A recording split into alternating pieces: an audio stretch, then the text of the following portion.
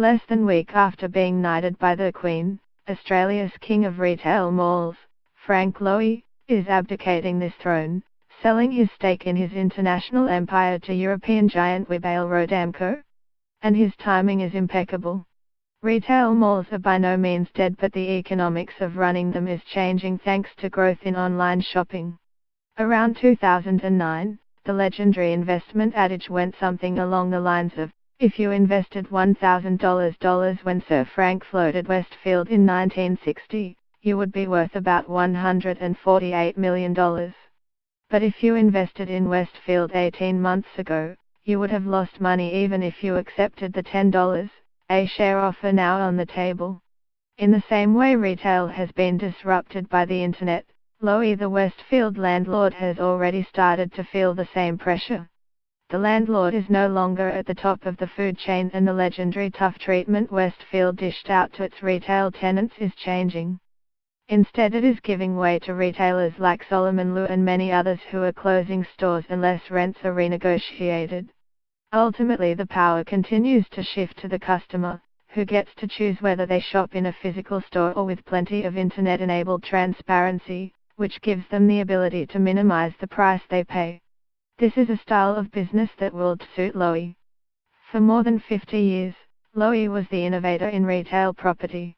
Having come to Australia post-war in 1952, he teamed up with another immigrant, John Saunders, to build shopping centres in Australia and ultimately in the UK and Europe.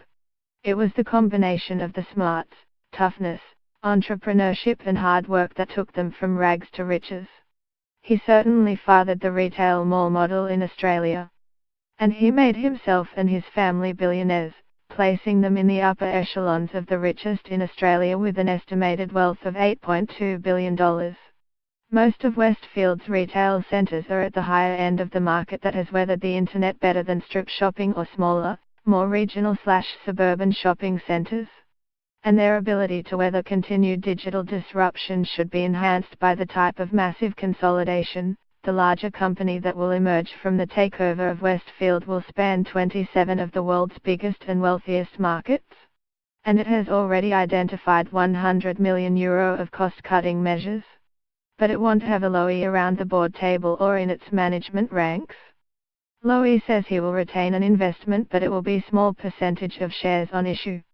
Those malls that do flourish will ultimately evolve into entertainment complexes that cater to a range of activities, theatres, restaurants, sports etc., and some shopping. Lowy has had plenty of time to see what the future might look like. Back in 2014, the family undertook a major reorganisation of the corporate empire, which saw it sell down its ownership of Australian shopping centres and focus its resources on the international assets, which are primarily in the US and UK.